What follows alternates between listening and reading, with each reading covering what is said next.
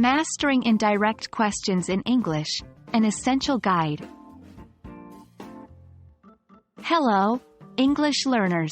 Welcome back to our series on conversational English.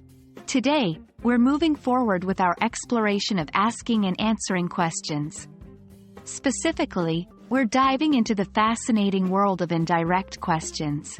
Let's get started. Indirect questions are an integral part of everyday conversation in English. They are questions that are part of a larger sentence.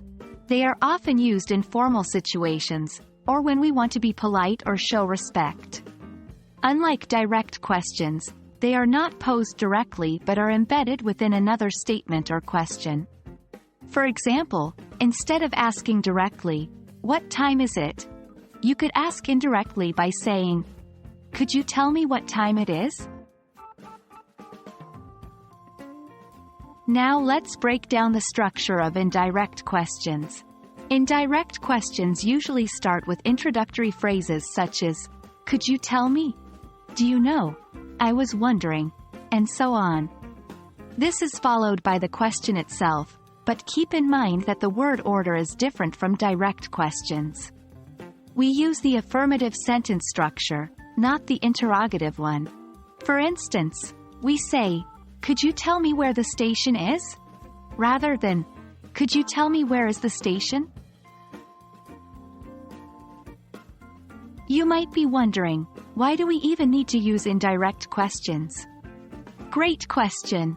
Indirect questions help us to make our speech more polite and less intrusive. They allow us to express curiosity or seek information in a way that is less direct, and therefore, more courteous. Imagine you're asking a stranger for directions. It sounds much friendlier to say, "Could you tell me how to get to the nearest museum?" than to demand, "Where is the nearest museum?" It's time for some practice. The best way to master indirect questions is by practicing and using them in your everyday English.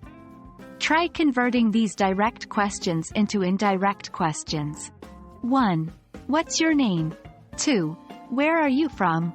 3. What time does the train leave? Remember, use an introductory phrase and change the sentence structure to the affirmative form. That's all for today's lesson on indirect questions. I hope this guide helps you to understand and start using indirect questions in English. With practice, they will become a natural part of your conversations, helping you to sound more polite and fluent. Keep practicing, stay curious, and until next time, happy learning!